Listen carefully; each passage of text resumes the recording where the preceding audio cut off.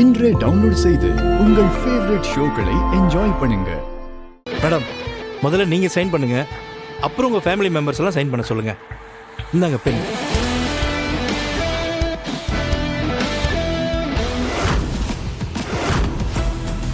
சித்தப்பா, இந்தாங்க, நீங்க சைன் பண்ணுங்க.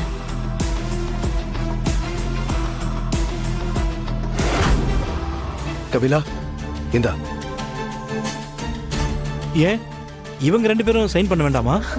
ஐயோ, இவங்க ஒன்னும் எங்க ஃபேமிலி ஆளுங்க இல்ல, எங்க வீட்டுக்கு கெஸ்டா தான் வந்திருக்காங்க.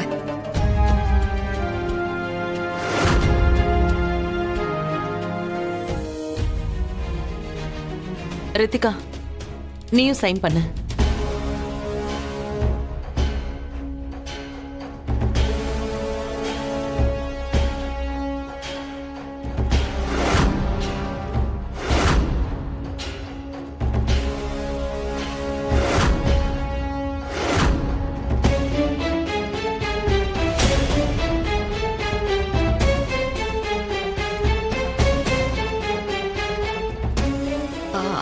அண்ணி, என்ன இது?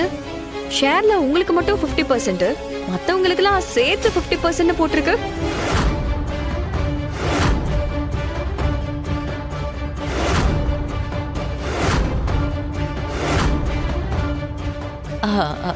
ரித்திகா, அதெல்லாம் அப்புறமா பேசிக்கலாம். நீ முதல்ல சைன் பண்ணு.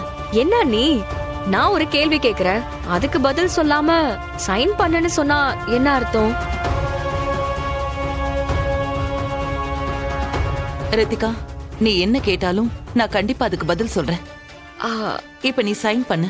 இல்ல நீ சொன்னா புரிஞ்சுக்கோ. அது எப்படி அண்ணி? சைன் பண்றதுக்கு முன்னாடி தானே டவுட் கேட்க முடியும்.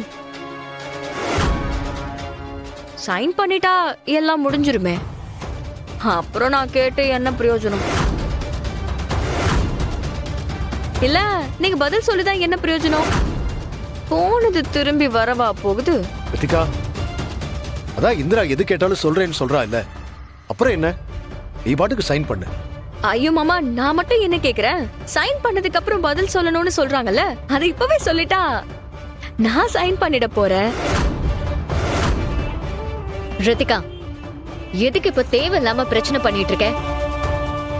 அதான் அண்ணி உன்கிட்ட அப்புறமா சொல்றேன்னு சொல்லிருக்காங்கல்ல, இவங்க மேல நம்பிக்கை இல்லையா? எதுக்கு இப்படி பிரச்சனை பண்ணிட்டு இருக்க? ஏய், நீ முதல்ல வாய் மூடு. இது எங்க குடும்ப விஷயம், நீ தேவையில்லாம இதுல தலையிடாத.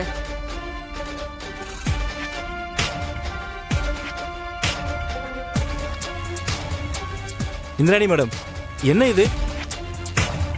நீங்க எல்லாத்தையும் ரெடி பண்ணிட்டு தானே எங்களை வர சொன்னீங்க? இவங்க என்னமோ எதுவும் தெரியாத மாதிரி பேசிக்கிட்டு இருக்காங்க.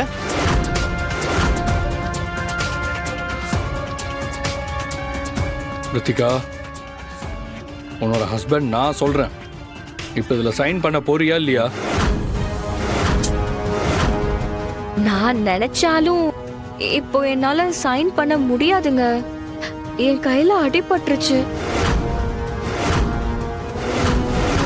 ஏய்,